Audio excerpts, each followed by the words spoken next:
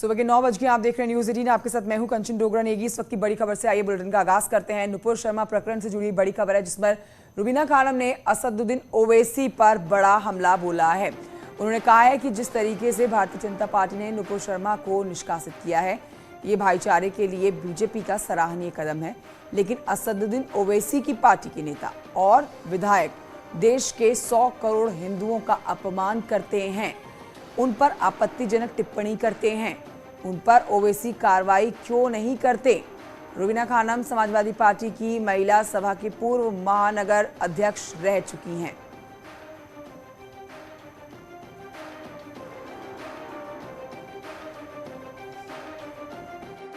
इसके लिए भारतीय जनता पार्टी ने जिस तरह से अपनी प्रवक्ता नुपुर शर्मा को इस प्रकरण के बाद पार्टी से निष्कासित किया है, ये भारत के आपसी भाईचारे के लिए, भारत की एकता व अखंडता को मजबूत करने के लिए एक सराहनीय कदम है। लेकिन मुझे पीड़ा तब होती है जब असदुद्दीन ओवैसी की पार्टी के एक नेता और उनके विधायक अकबरुद्दीन ओवैसी भारत के 100 करोड़ हिंदुओं के आराध्यों का अपमान करते हैं, उन पर आपत्तिजनक टिप्पणी करते हैं और लेकिन उन पर वो भरी हो जाते हैं, उन पर कोई कार्रवाई नहीं होती। लेकिन आज नुपुर शर्मा प्रकरण पर जिस तरह से ओवैसी साहब उछल कर सवाल जवाब कर रहे हैं, तो मैं ओवैसी साहब से यह पूछना चाहती हूं कि ओवैसी साहब, जब आपकी पार्टी के नेता और विधायक जब 100 करोड़ हिंदुओं की आस्थाओं का अपमान करते हैं, उनकी धार्मिक भावनाओं को भड़काने का काम करते हैं, तब आपने अपनी पार्टी के नेता पर अकबरुद्दीन ओवैसी पर कोई कार्रवाई की? उन्हें क्या पार्टी से निष्कासित किया? और इस समय एक बड़ी अपडेट कानपुर हिंसा से जुड़ी हुई दे देते हैं आपको। कानपुर हिंसा के आरोपी मास्टरमाइंड जफर हयात से जुड़ी ये बड़ी अपडेट आप तक पहुंचा रहे हैं। सीएए हिंसा मामले में भी जफर पर नामजद एफआईआर है। चार्जशीट में जफर को क्लीन चिट मिली थी। क्लीन चिट देने वाले अफसर के खिलाफ भी आदेश हम आपको बता रहे हैं, पुलिस कमिश्नर ने जांच के आदेश दिए हैं।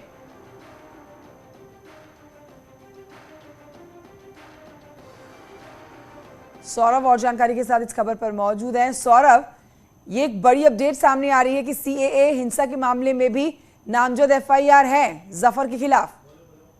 देखिए, ये पूरी एफआईआर 2019 में जब दर्ज हुई थी और उसमें इसके ऊपर 7CL एक्ट तमाम वो धाराएं लगा गई थी। 147 धारा, 323, 353, 422, 427, 352, 186, 188, 504 कई धाराओं में मुकदमा दर्ज किया गया था। जफर पर अब तक कुल 8 मुकदमे दर्ज है, जो अलग अलग थाना क्षेत्रों में दर्ज किए गए। तो ज्यादातर मामलों में जो उसे क्लीन चिट मिली थी, अब जो कानपुर पुलिस कमिश्नर विजय मीणा है, वो उन मामलों को भी खंगाल रहे हैं जो पिछले मामलों में आखिर क्लीन चिट किस आधार पर दी गई, कौन कौन वो अधिकारी थे जो जांच कर रहे थे और उन्होंने किस आधार पर इसको क्लीन चिट दी। इसके लिए उन्होंने एक विभागीय जांच बना दी है और इसके लिए एक टीम का गठन है जो विभागीय जांच करेगी उन सभी आईओ से। इसमें कई सारे आईओ ऐसे हैं, इन्वेस्टिगेशन ऑफिसर, जो कि कानपुर के बाहर तबादला हो गया है। अब उन सबको भी एक बार पूछताछ के लिए सामने बुलाया जाएगा और विभाग में ही उनकी पूछताछ की जाएगी कि आखिर किस आधार पर उन्होंने इसको क्लीन चिट दी थी। ये एक बड़ी जानकारी जो न्यूज 18 अपने दर्शकों को साझा कर रहा है। शुक्रिया आपका सौरभ मिश्रा जानकारी के लिए। और आइए अब आपको बताते हैं, कानपुर हिंसा की बात अगर की जा रही है तो यहां पर आपको जानकारी देना बेहद जरूरी हो जाता है कि एसआईटी और एटीएस की टीम ताबड़तोड़ यहां कार्रवाई कर रही है। अब तक क्या कुछ निकलकर सामने आया है, अब तक क्या कार्रवाई हुई है और क्या अपडेट्स दिन भर आ रहे हैं, वो हम आपको बताते हैं कि अब तक 54 आरोपी गिरफ्तार किए जा चुके हैं। तो इस पूरे मामले पर 54 आरोपी हुए हैं गिरफ्तार। देर रात 4 आरोपियों की हुई गिरफ्तारी। हर दिन गिरफ्तारी की जा रही है।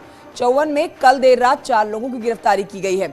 40 लोगों के पोस्टर जारी किए गए थे। हमने आपको दिखाया था वो पोस्टर, जिसमें से कई जो लोग हैं वो खुद ही सरेंडर करने के लिए थाने पहुंचे थे। 40 लोगों के पोस्टर भी जारी किए गए। पोस्टर में छपे लोगों की तलाश लगातार की जा रही है। जफर हयात की कस्टडी रिमांड पर फैसला आज होने वाला है। ये एक बड़ी अपडेट है आज इस पूरे मामले पर।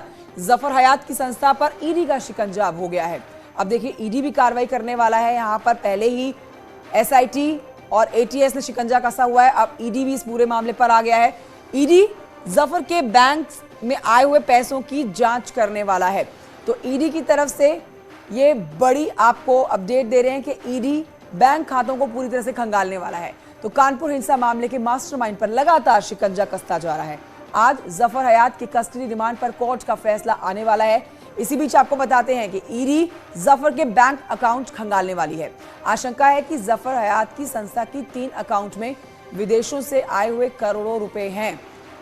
कानपुर हिंसा के मामले में, इस पूरे मामले में पुलिस ने अब तक 54 लोगों को गिरफ्तार कर लिया है। जैसा कि हम आपको जानकारी दे रहे हैं, कल रात ही 3 लोगों की गिरफ्तारी की गई है। 4 लोगों की, माफ कीजिए, कल रात 4 लोगों की गिरफ्तारी और कुल मिलाकर अब तक 54 लोग हो चुके हैं इस पूरे मामले पर गिरफ्तार। एक और बड़ी अपडेट आप तक पहुंचाते हैं, जो कि सोर्सेस के हवाले से जानकारी हमें मिल रही है। इसके पीछे विदेशी फंडिंग भी है। जांच में आशंका जताई गई है कि जफर हयात हाशमी और उसके एसोसिएशन को करोड़ों रुपए की फंडिंग की गई। जुलाई 2019 तक अकाउंट में 3 करोड़ 54 लाख रुपए आए। अब सवाल ऐसे में एक बड़ा ये है कि किसने भेजे ये रुपए, इसका इस्तेमाल कहां किया गया और कैसे किया गया, देखिए रिपोर्ट में।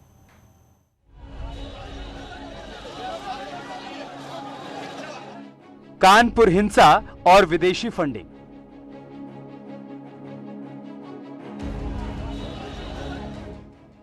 क्या कानपुर को दहलाने के लिए विदेशी फंडिंग की गई थी?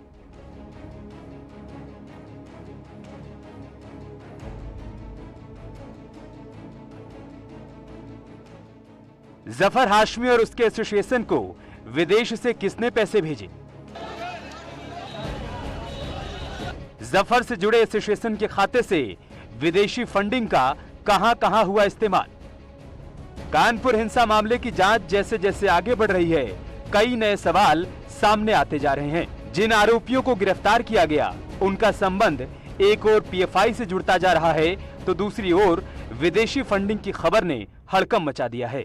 कानपुर में हिंसा फैलाने वाले पकड़े गए मास्टरमाइंड हयात जफर हाशमी के एनजीओ में कई ऐसे खाते मिले हैं जिनको अब तमाम जांच एजेंसियां खंगाल रही हैं।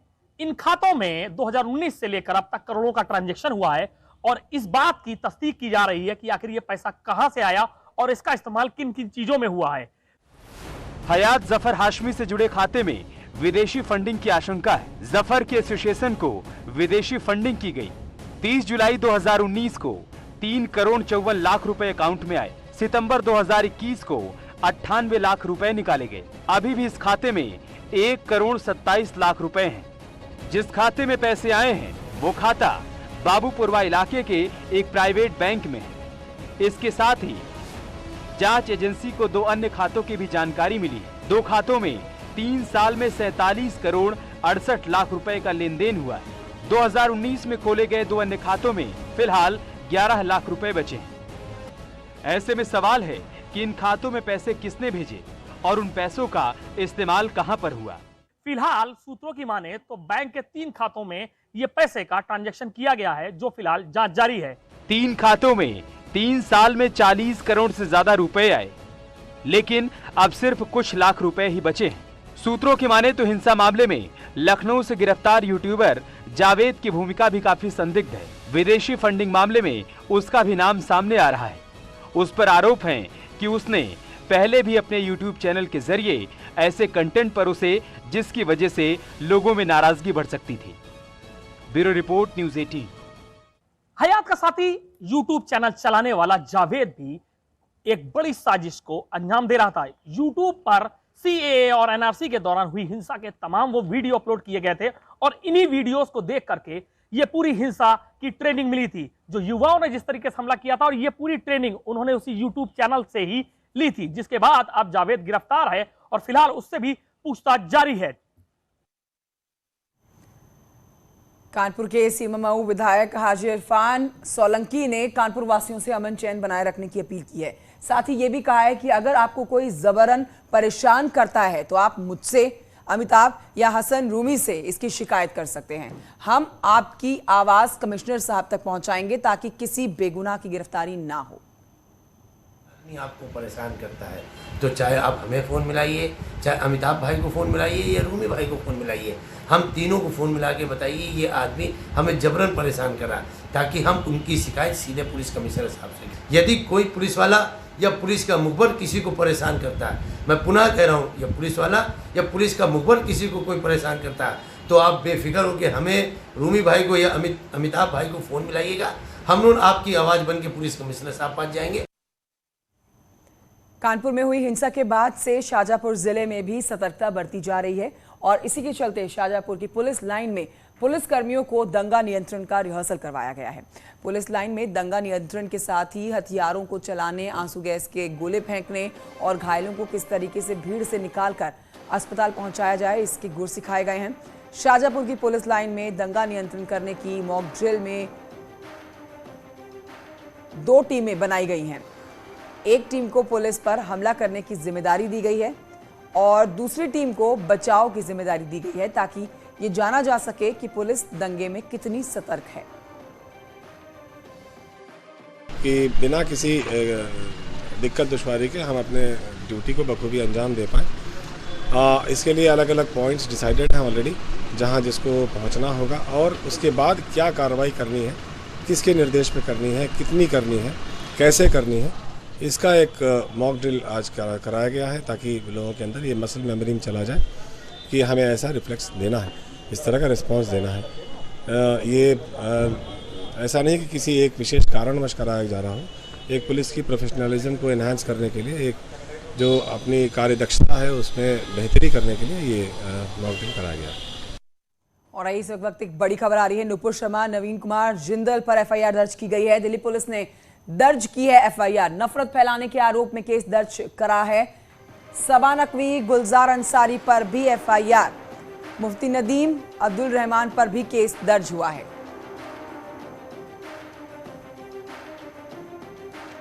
तो इस वक्त की बड़ी अपडेट आपको दे रहे हैं, जिसमें नुपुर शर्मा, नवीन कुमार जिंदल पर एफआईआर दर्ज की गई है। अगली खबर मुरादाबाद से है, जहां पर डीजे पर डांस को लेकर विवाद हो गया और फिर दोनों तरफ से जमकर मारपीट शुरू हो गई। लोगों ने एक दूसरे पर कुर्सियां तक फेंक डाली। तस्वीरें आपके सामने हैं। बताया जा रहा है कि शादी समारोह में बाराती डांस कर रहे थे और इसी बीच घर वालों में से भी लोग आए डांस करने के लिए और इस पूरे डांस के दौरान ही विवाद बढ़ गया। फिर क्या था, दोनों तरफ से जमकर मारपीट शुरू हो गई। घटना के बाद 4 लोगों के खिलाफ मुकदमा दर्ज कर लिया गया है। मामला कटघर थाना इलाके के करूला जाहिद नगर का है। और इस वक्त एक बड़ी खबर आ रही है राजधानी लखनऊ से आती हुई बड़ी खबर। पीसीएस अधिकारी देंगे संपत्ति का ब्यौरा। यूपी सरकार का स्पैरो पोर्टल तैयार, अधिकारियों को दिए गए हैं लॉगिन पासवर्ड। हर साल इस पोर्टल से देनी होगी जानकारी। 1 से 21 जनवरी के बीच देनी होगी संपत्ति की डिटेल। अधिकारियों को एसीआर भी ऑनलाइन दी जाएगी।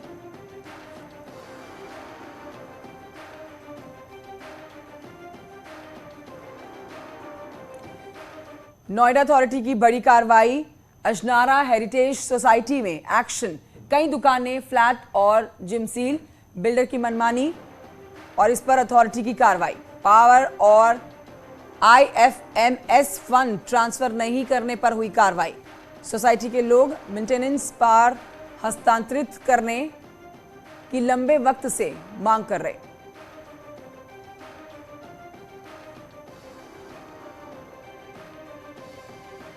कई दुकानें, फ्लैट और जिम सील कर दिए गए हैं।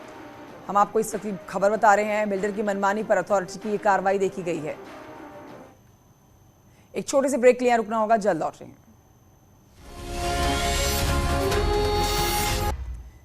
नोएडा में पुलिस और बदमाशों के बीच में मुठभेड़ हो गई है। इस दौरान जवाबी कार्रवाई में पुलिस की गोली से गंगेश नाम का एक बदमाश घायल हो गया है, जिसे अस्पताल में भर्ती कराया गया। पुलिस ने आरोपी के पास से एक स्कूटी, 5 लैपटॉप और एक तमंचा बरामद किया है। पुलिस के मुताबिक बदमाश गाड़ी का शीशा तोड़कर चोरी की वारदात को अंजाम दिया करता था, जिसे मुठभेड़ के बाद सेक्टर 113 से गिरफ्तार किया गया।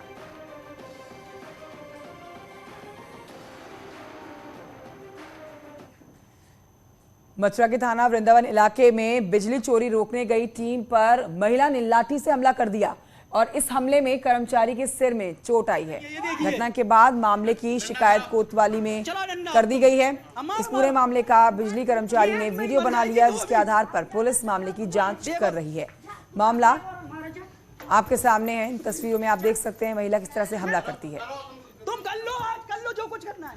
हाथ यहाँ से मार। हाँ चलो डंडा मारो तुम। सर देखिए ये लाइट चल रही है, ये डंडा मार रही है, ये देखिए डंडा खराब। चलो डंडा अब तुम। अब मारो मारो, एक में ही मर जाएगी तो अभी देखो जा तू का करेगा और मारा जा जा जा। उत्तर प्रदेश में रोजगार की बहार है। उत्तर प्रदेश माध्यमिक शिक्षा सेवा चयन बोर्ड प्रयागराज ने प्रदेश के सहायता प्राप्त अशासकीय माध्यमिक विद्यालयों में टीजीटी और पीजीटी भर्ती 2022 का नोटिफिकेशन जारी कर दिया।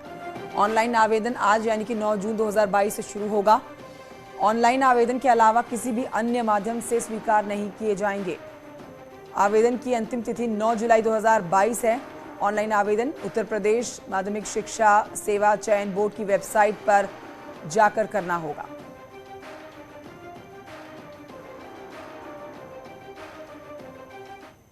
लखनऊ में डिप्टी सीएम ब्रजेश पाठक अचानक से सीएमओ ऑफिस पहुंच गए और इस दौरान उन्होंने खामियां मिलने पर अधिकारियों को जमकर फटकार लगाई। साथ ही जल्द खामियों को दूर करने के भी निर्देश दिए।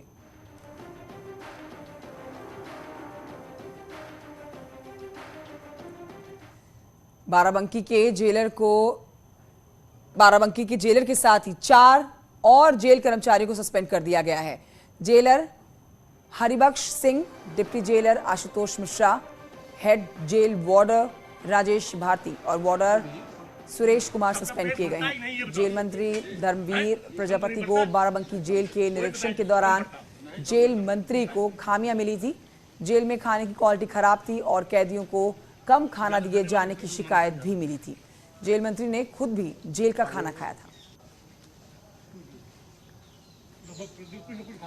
तो आपको तस्वीरें हम दिखा रहे हैं। ये जब निरीक्षण किया गया है तो कम खामियां पाई गई हैं और जेलर के साथ साथ कुल यहाँ पर 4 अधिकारी हैं जिनको सस्पेंड कर दिया गया है। जेल के अंदर कई खामियां मिली हैं। खाने की क्वालिटी और कम मात्रा में खाना दिए जाने की भी शिकायत मिली थी, जिसके बाद कार्रवाई की।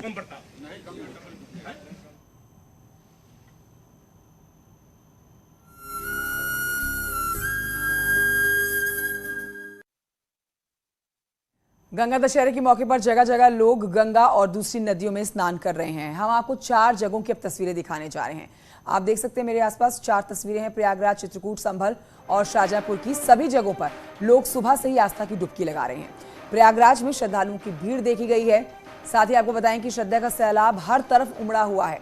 हर तरफ लोग जयकारे लगा रहे हैं। स्नान के बाद मंदिरों में जाकर पूजा अर्चना कर रहे हैं।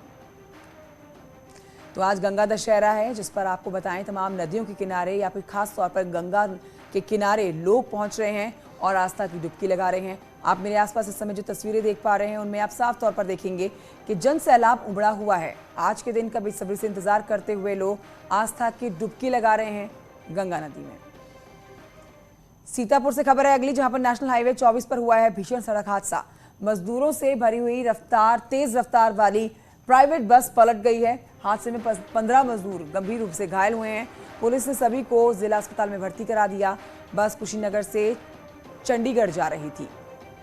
खैराबाद थाना क्षेत्र में यह हादसा हुआ। और आइए अब आगे बढ़ते हुए एक नजर डालते हैं इस वक्त की 10 टॉप 10 न्यूज पर। एमएलसी चुनाव में आज बीजेपी के उम्मीदवार सुबह 11:30 बजे करेंगे नामांकन। सीएम योगी भी रहेंगे मौजूद। बीजेपी ने कुल 9 नेताओं को दिए हैं एमएलसी की टिकट। अखिलेश यादव को डबल झटका लगाए। समाजवादी पार्टी के साथ ही निकाय चुनाव नहीं लड़ेंगे शिवपाल यादव। महान दल ने भी छोड़ा है गठबंधन। बीएसपी ने स्टार प्रचारकों की लिस्ट से सतीश चंद्र मिश्रा को बाहर कर दिया। आजमगढ़ लोकसभा उपचुनाव के लिए मायावती समेत 40 नाम शामिल। यूपी में नौकरी की बहार। यूपी माध्यमिक शिक्षा सेवा चयन बोर्ड ने टीजीटी और पीजीटी भर्ती 2022 का नोटिफिकेशन जारी किया है। 9 जुलाई है आखिरी तारीख। आज हरिद्वार दौरे पर रहेंगे सीएम पुष्कर सिंह धामी। सुबह 11 बजे कनखल के जगत गुरु आश्रम पहुंचेंगे। आश्रम में करीब 1 घंटा बिताएंगे। मथुरा में बिजली चोरी पकड़ने गई हुई बिजली की टीम के कर्मचारियों के पास महिलाओं ने जमकर डंडे से वार कर दिया। इस हमले में कर्मचारी गंभीर रूप से घायल हुआ है। पुलिस मामले की जांच में जुट गई है। प्रतापगढ़ में बेरहम मां ने बेटी को जमकर पीटा है। पिटाई का वीडियो सोशल मीडिया पर वायरल हुआ। दादी की शिकायत पर पुलिस ने आरोपी मां के खिलाफ मारपीट का केस दर्ज किया। अलीगढ़ में शॉर्ट सर्किट के चलते ट्रांसफार्मर में आग लग गई। नीचे खड़ी हुई कई कार जलकर राख हो गई हैं। दमकल कर्मियों ने आग पर बमुश्किल काबू पाया। कानपुर में हुई हिंसा के बाद शाहजहांपुर में भी बढ़ती जा रही है सतर्कता। पुलिस कर्मियों को दंगा नियंत्रण के लिए रिहर्सल करवाई जा रही है, जिसे लेकर जिले में कराया गया है मॉक ड्रिल। गंगा दशहरे के मौके पर हरिद्वार में भारी भीड़ है। सुबह से ही गंगा स्नान करने पहुंच रहे हैं श्रद्धालु।